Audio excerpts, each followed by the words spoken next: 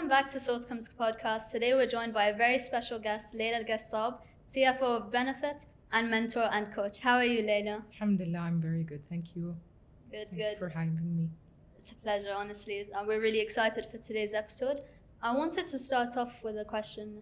Who is Layla Alqassab? When I say who is Layla Alqassab, my answer is always I'm a human being.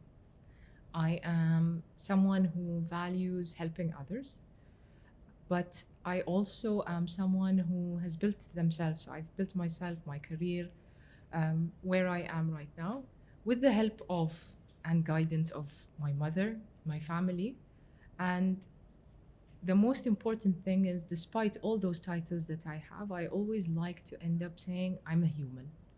So I have my mistakes, I have my great attributes, things that I can do well, things that I need to learn. I'm still learning. It's a long journey, but ultimately I'm a human. That's really beautiful, honestly. I feel like it's very special to just stay humble and know that you are a human at the end of the day. You're not on top or bottom anywhere. It's really nice to have. So you're a mentor and a coach on the side. Yeah. Why do you do what you do when you're already CFO? When I joined my first job at PwC, PricewaterhouseCoopers, I was an auditor, and I moved ranks there. And one of the responsibilities that we had at the time was coaching. So before I got assigned coaches, I was also assigned a coach. So I had a coach since early in my career. And then I also got assigned coaches. And so I always understood and appreciated the role of a coach in the workforce. I moved jobs and I realized that there was something missing.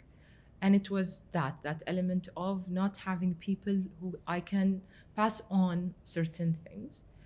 And I went on the journey of training to become a coach. I was surprised to learn that coaching isn't actually mentoring. So I do mentor and I do coach. And there's a difference between both, where coaching is about helping others arrive to their own answers.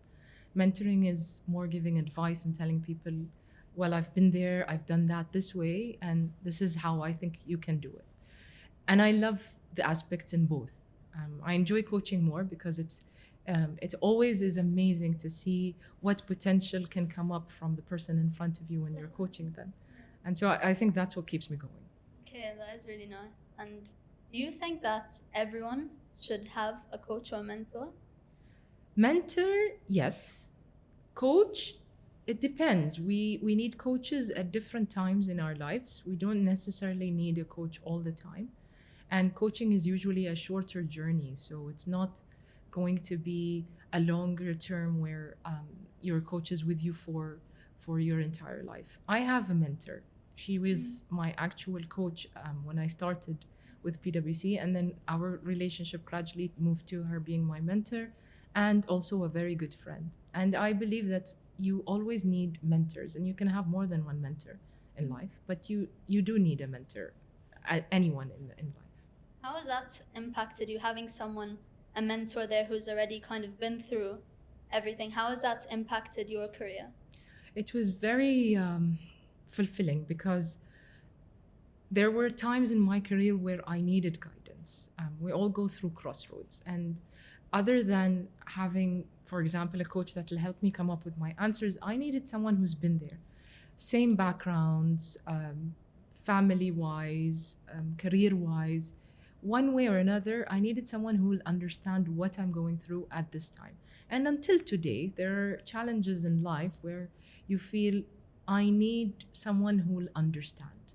And so having that person who understands actually allows you to take decisions in a different matter. Yeah. Okay, that makes sense as well. So how do you give so much energy to both careers, and how do you manage your time, being a mentor, being on boards, CFO, and also being a mom at the same time? I always say balance. Balance is important, and I think I learned that a lot from doing my coaching training.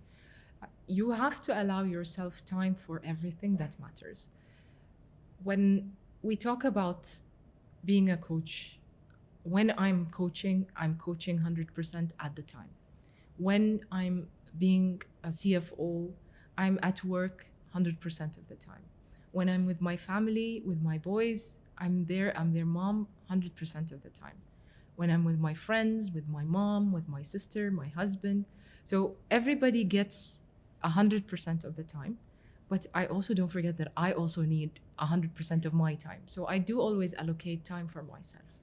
And I think that's what gives the balance. Yeah, and I think it allows you to regain energy for the next thing. Yes. So in your daily routine, do you have a specific time slot, or is it a weekly thing or a monthly, or how does it work? It varies. Every day is a different day. And especially with having young kids, sometimes you need to allocate more time. I mean, they're not that young anymore, but they still need more of my time. Work sometimes dictates that you stay longer hours. Having coaching clients requires my time. So it really varies from time to time, but you need to be conscious that at some point I need my time as well. Yeah, and that's really important as well, as it said, to gain energy. So one of our main aims at Saltcom is to connect youth to what they're passionate about and then getting good at that. Yeah. What advice would you give to someone who doesn't know what to do for university or doesn't know what to do when they're older? I think one of the greatest things we can ever do for ourselves is actually find our passions, find things that we like and we enjoy. So first thing is, what do you enjoy doing?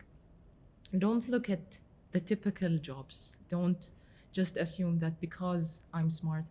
I was a straight A student, and at some point the typical direction would have been to go into medicine, until I stood up and told my mom, and she's a dentist, by the way, that I don't think I can. I don't think that's what I'd like to do. And she was amazing in that she said, I totally understand. Find something that you actually want to do. And it took a lot of asking different mentors. When I mean mentors at the time, it was uncles and friends and family friends. But it required me to ask and look around at what are the options. So look at the options and look at what you're good at.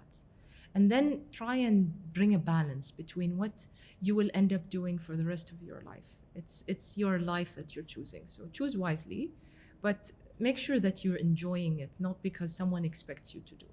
Yeah, that makes sense as well. So how did you personally choose what you're passionate about? Did you just wake up one day and was like... No, Yeah. It was my uncle. I remember, so when I told my mother that I don't think medicine is right for me, she said, fine, but I don't know other things that you could do. You think of something. And I sat with my uncle, and I remember I have two uncles who gave me good advice. One is a family friend, and one is my direct uncle. And the advice I got was, there are two things that you can do, and either do marketing, either do accounting. The other uncle, and it was different sittings, told me, become an auditor. If you'll do accounting, become an auditor. And I thought, what is that? What is auditing? And I loved math since I was in school, since I was a child, actually. So I thought accounting, math, that makes sense. That's something I'll enjoy. I read about it and felt like auditing is an interesting career for me. And that's how I decided to go into accounting, to become an auditor. And I did. That's how I started my career. Nice one. So speaking about your family and your mom, your uncles, what was your childhood like? I was a very quiet child. I was into sports. I used to play basketball. Yeah. But I was a very quiet child. I don't think that the child me would expect the grown-up me to be this way, and vice versa. I always wonder if child me saw the adult side of myself. I don't think that I would have believed it. I had few friends. I enjoyed time on my own, but university was a very good change in my life. I traveled, and I think that's where I learned to become more social, become more independent. So. Yeah, nice. So how has your family impacted? I know you talked a lot about they helped you choose your passion, but then when you did get older, when you did go to university, how have they kind of impacted your career? My mom, I think, is the main pillar in my life, and she's impacted my life since childhood until today. She's my great friend, and she's my mom. She's been there, and I always say that you cannot accomplish things without having an understanding family, and especially an understanding mom. As a female, a lot of things that I could do is I can because my mom takes care of my kids, or because my mom gives me good advice, or because my mom has been there, has showed me. She's a great model for me, and I think that's always been there all throughout my life. Yeah. And so Okay, that's impact. amazing and like really special to have. As like even me, I feel really grateful to have a mum sort of like that. Alhamdulillah. How was your process, the journey to get to where you are today? What challenges did you face as Layla, and then later on we can talk about what challenges you faced with CFO. Sure. So Layla, like when I started, it was, I told you, I became an auditor. So I did my accounting degree abroad, came back to Bahrain and applied for top Big Four. I got a job with PricewaterhouseCoopers, and I joined straight away. And you know that life as an auditor is very tough, long hours, tight deadlines, multiple clients. And I stayed for around 7 years, so I've stayed for a long time. One of the biggest challenges was as a Bahraini girl to stay very late at the office. At the time, that wasn't something that my mom was very appreciative of. But it took time to understand where to work and how to work. And I'm talking about I've been working for 20 years. Beginning of my career, we had the concept of work from home. And so I used to bring my laptop to the house. We used to stay late. But with the challenges of staying late, tight deadlines, I also met some of my greatest friends. Until today, we're still friends. And so, yes, challenges are there. It becomes tough because you also want to progress in your career. And I progressed, alhamdulillah. So I progressed until I became audit manager, and then I found another job, and then my third job is where I am right now at Benefit. But all of that required a lot of hard work, a lot of understanding people, and also being tough sometimes, being kind sometimes, and knowing how to manage people. Yeah, there's a saying where knowledge is power. Yeah. So I'm guessing that you push yourself a lot to learn as much as possible. And how important do you think that is? It's very important. I started, so I finished bachelor's degree. I did qualification. So I'm an ACCA fellow, ACCA, but that didn't stop. I'm continuously learning. So I do believe that you need to read. You need to learn about the industry you're working with. You need to learn about what's going on in the world and be able to link that. Curiosity helps. If you develop the sense of curiosity, then wanting to know more is always going to help you because, like you said, knowledge is power. Yeah, and I've noticed that we don't have that many CFOs in Bahrain that are women as of right now. Could you speak about that a little bit? Sure. It's interesting because it's not a job that used to be held by females. It's mostly been known and stigmatized as a male job, but a lot more females are in the finance industry, and a lot more females are actually progressing to executive roles within finance. So more and more, I do believe that we will see CFOs who are females. We'll see a big shift in the amount of contribution females can bring to the table. And there should be a balance. But I do believe that I can see it happening. So there'll be a balance. And I think it's really important to have the balance, as you said, of men as well, but then also the, kind of emotional intelligence of women. Not that men don't have it, but, Men and women have different traits, and both complement each other. So when you sit at a table with a good balance of male and female, then you end up with a much better and more efficient team. And I do believe that that's what we should aim for. It's always a more efficient team that is well balanced. Yeah, definitely. What advice would you give to a young girl who kind of aspires to be in a position that you're in? Never give up. Always be persistent. Learn. Keep learning. And there's one thing I got as an advice is that to develop thick skin. As girls, I think even men, but definitely as women, we tend to take some certain comments to heart. But if you want to achieve something, if you want to really reach to a higher position, there are things you have to let go. And that only comes from developing thicker skin. Yeah, definitely. And as women, how would you say to take your seat at the table and kind of, I know personally a few people who kind of struggle to, say things and, keep their voice up on the table. What advice would you give in that sense? Make sure that people hear you. So it's intimidating at first because there's always that part in our mind where I'm not sure if I will say the right thing, if they will believe me, if I'll say something that's not correct. So there's a lot of self-doubt that comes at play. And I noticed that, again, based on studies, females will only speak or will only try something if they are 80% or more confident that they'll be good at it. Whereas by nature, males will jump into it and then realize that they're good at it. And I think it's by being aware that we have that inhibition that stops us from actually speaking up and then actually speaking up. So don't be afraid and don't ever listen to that voice that tells you what if. Go for it, speak. Make sure you know what you're talking about, have the background, do your research, but speak. Make sure you speak. Yeah, we had this conversation with our first guest, Ahmed Salman. Yeah. Self-doubt, and I think what you said, taking that step and really believing in yourself is really important. So, considering you're on the board of Bahrain FinTech Bay, how does it feel? Like, how is it being a woman on a board? It feels just like it feels being a CFO, but with a greater responsibility. I think being on boards requires you to have a bit more responsibility.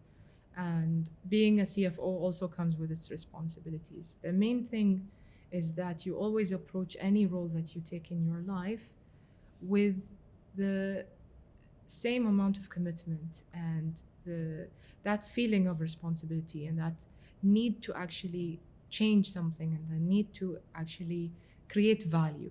And if you come and approach a board from that perspective of I want to create or add value, and that we're a team. The beautiful thing about being on boards is that you work together as a team.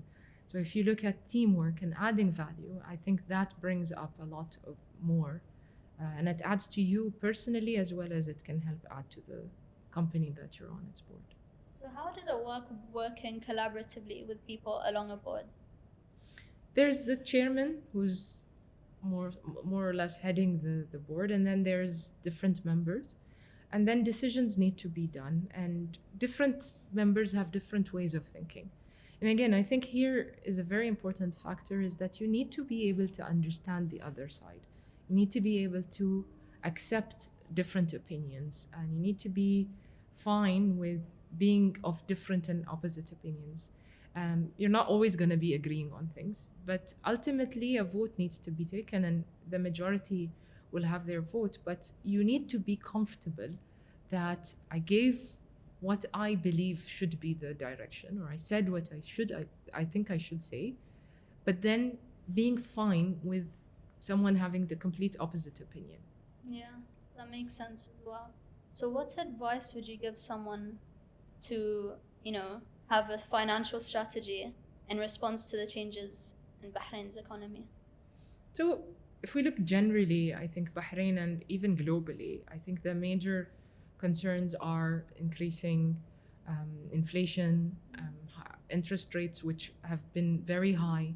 And there's a lot of conversations going on about them being reduced over the next couple of months and so on until the end of the year.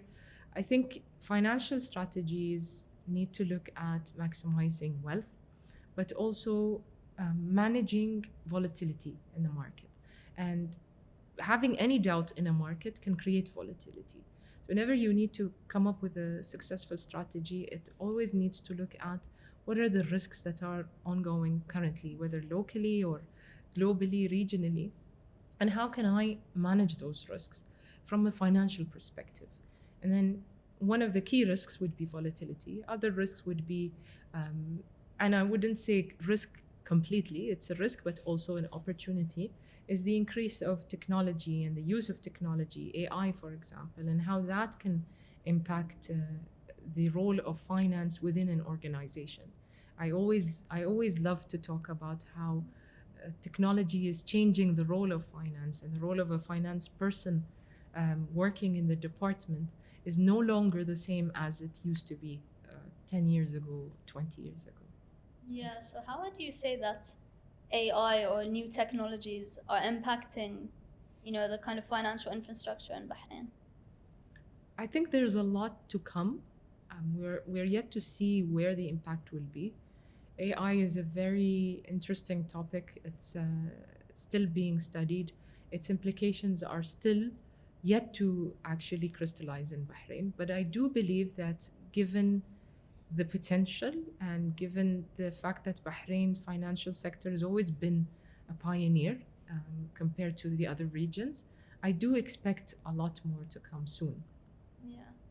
There are lots of startups that tend to fail because their foundations are potentially weak, especially financially. What are like the pillars of having a strong foundation as a startup company? So as a startup, you need to be able to actually understand your financial position, what your assets are, what your liabilities are, and you need to manage your cash flows. The majority of startups and especially in Bahrain struggle with cash flows, and that's a challenge that a small business does face all the time. Being aware of your liquidity needs and managing those correctly, I think, will help keep you afloat for a longer period until your revenues then start picking up and you have enough traction to be able to get better results.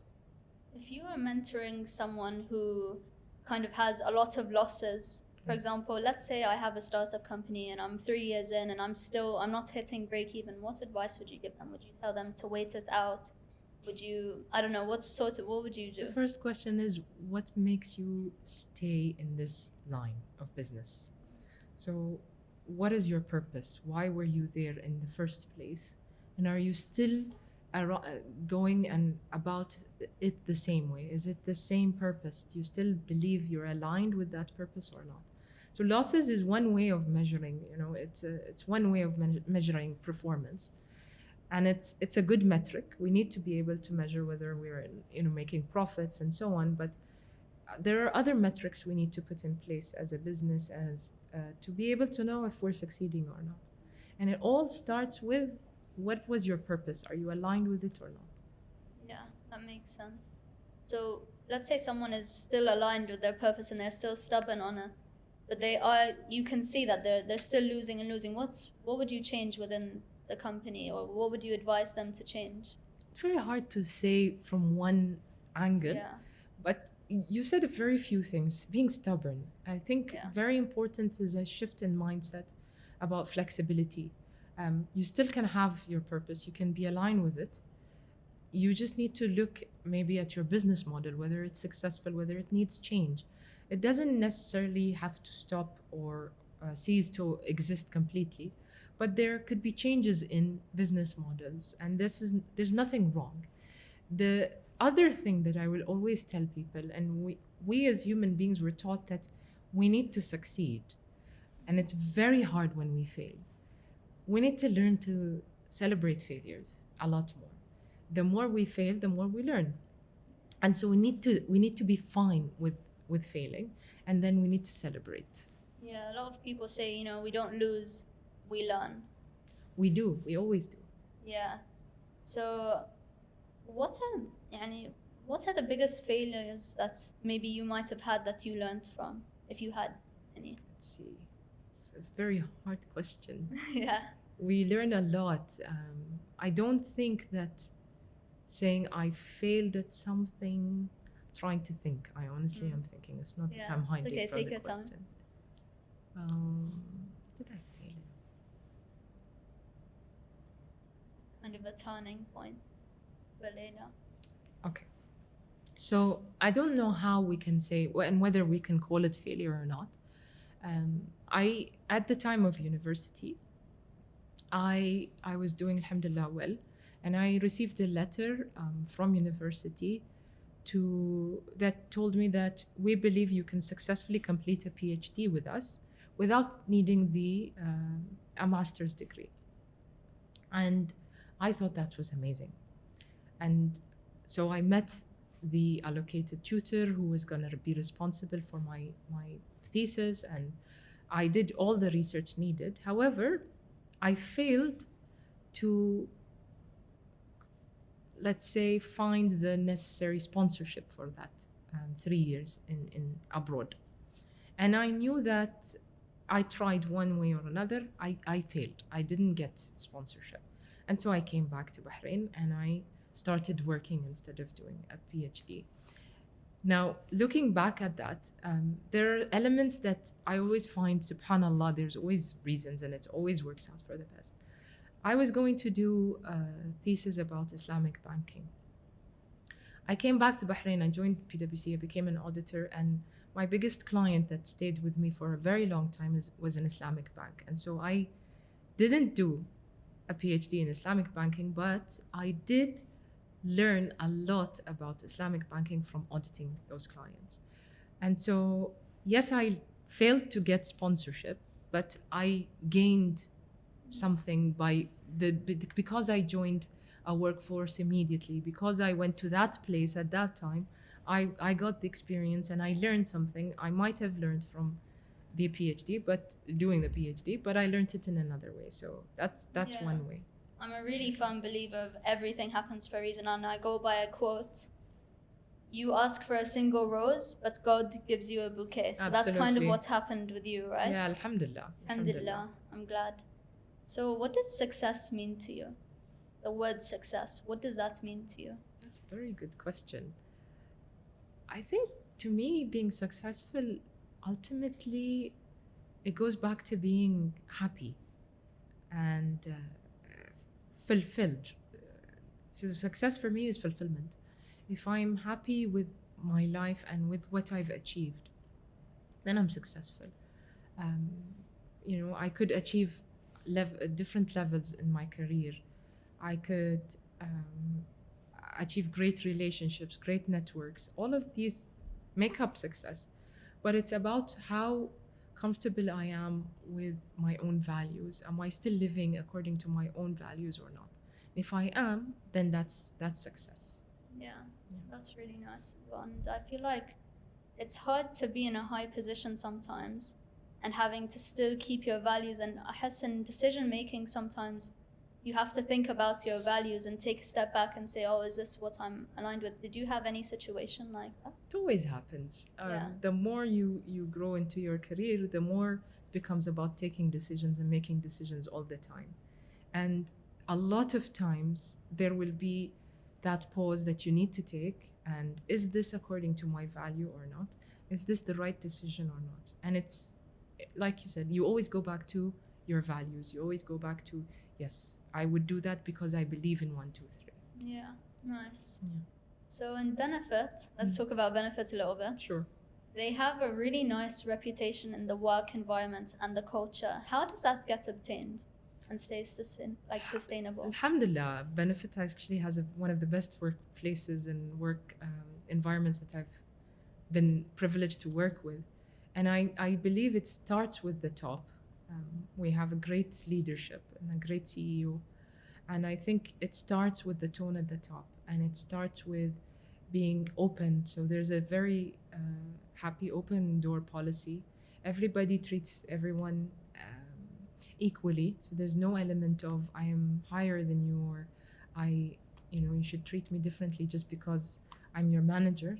And I think that ability to feel like you're all equal, all like a family, and actually having good examples from the leadership, that allows the environment to be a bit more open, more fresh. Yeah, definitely. And how do you see yourself as a leader? What's your leadership style?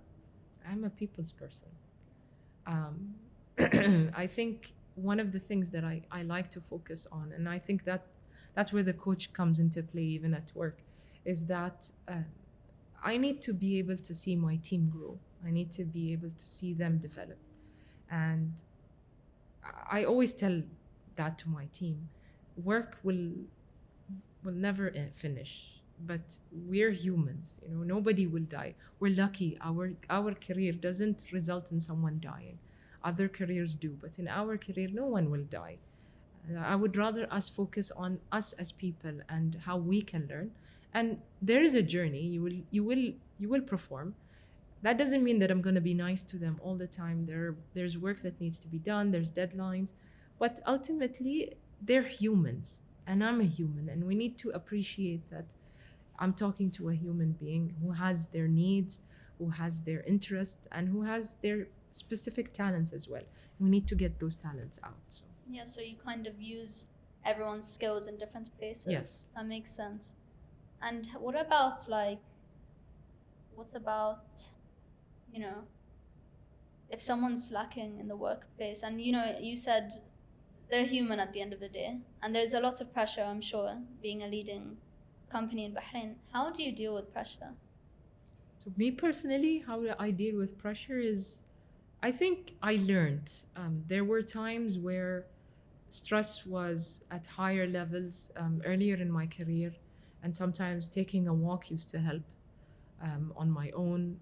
There were times where going out with my friends, having coffee helps, and I still do that. Sometimes I just switch off, call a friend, and just let's meet for coffee.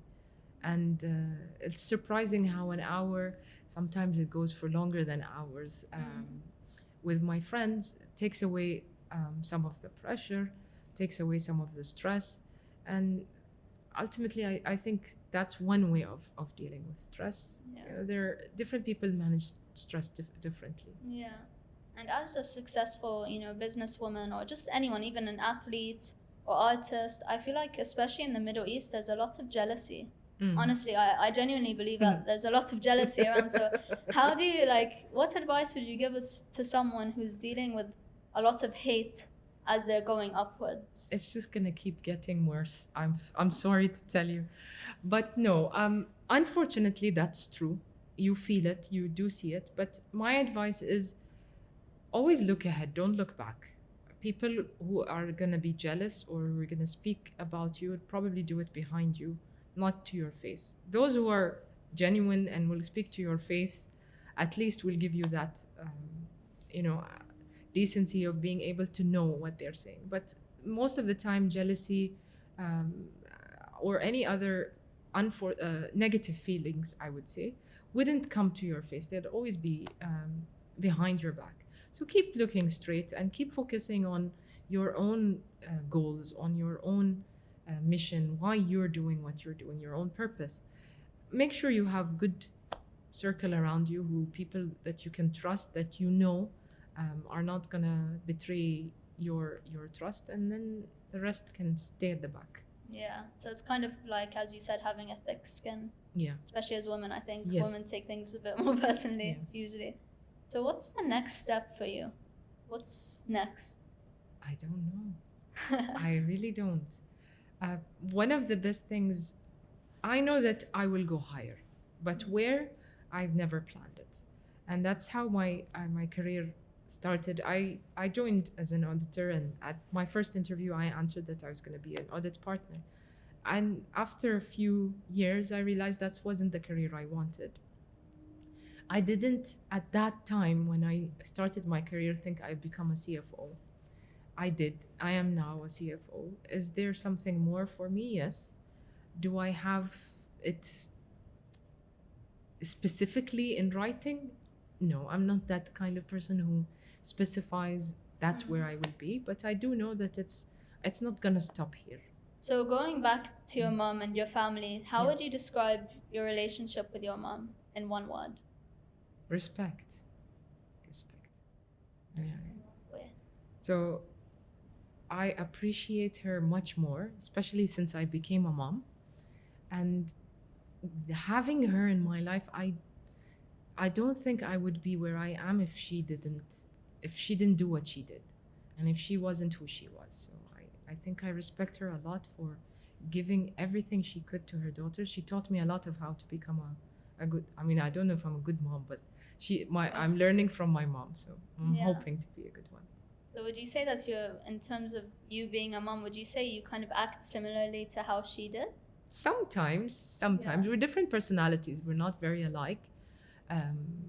But there are times where I hear her voice when I'm speaking to my boys. So I do think that her influence is there.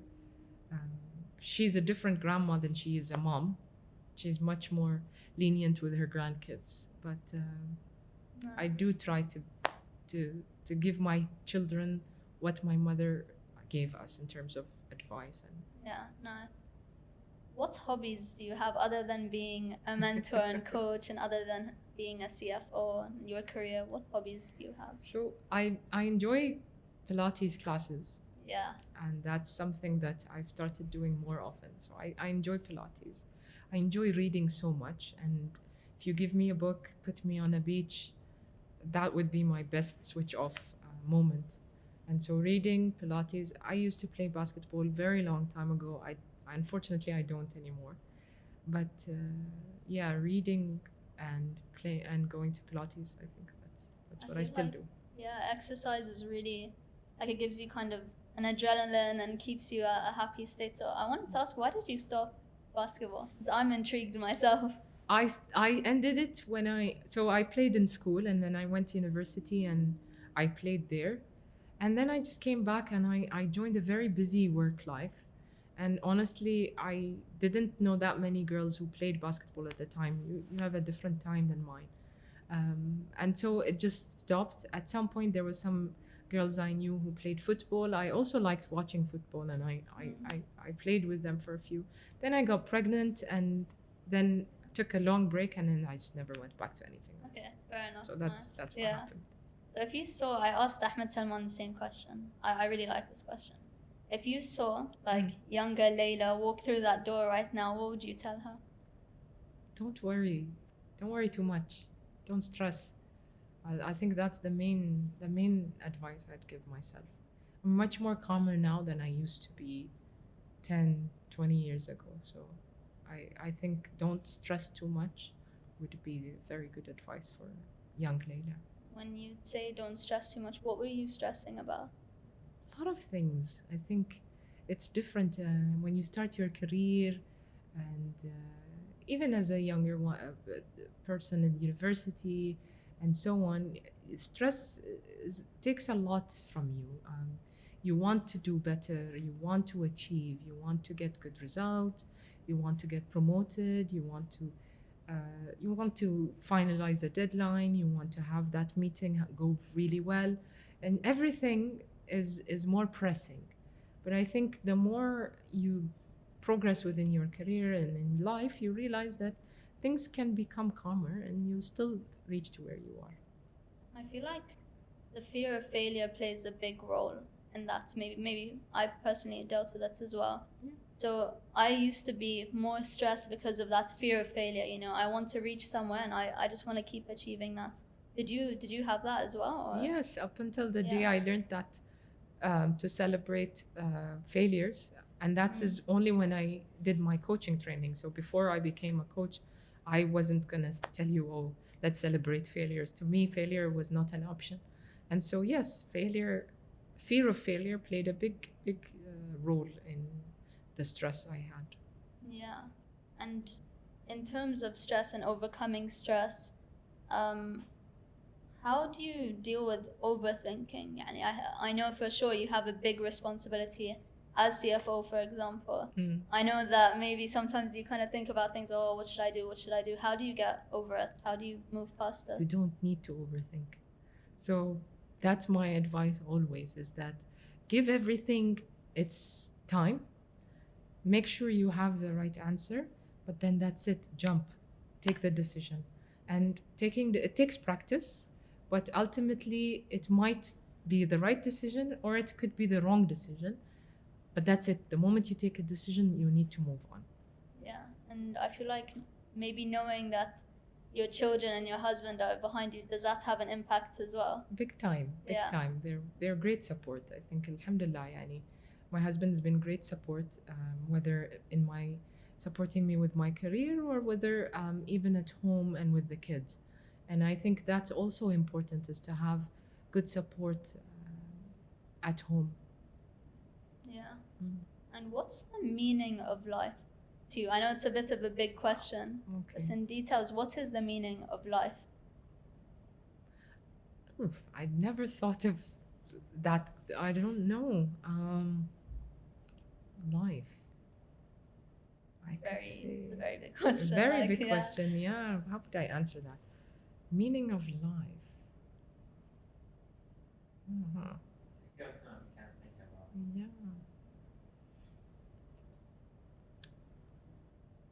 What would be life?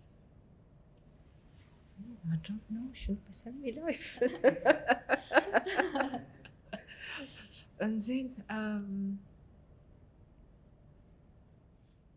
See, I always think that Layla, values always revolve around people.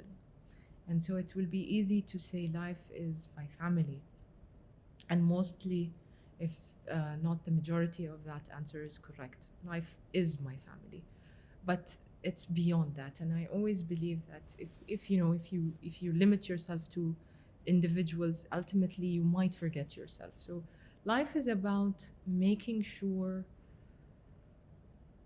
you yourself are comfortable with yourself. It's about knowing yourself. So if to me anything as important as who I am, without sounding narcissistic, or what I'm trying to say is that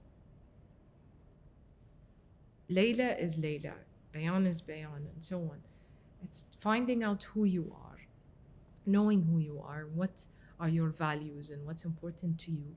That's life, that's the journey. It's about finding out what makes me me. And it's a long journey. It's not going to be in one day or in 1 month. But I think life should be about that journey. Along it, yes, you will have your family who will influence your values. You will have your friends, you will have work, you will have different social responsibilities, personal responsibilities, and so on.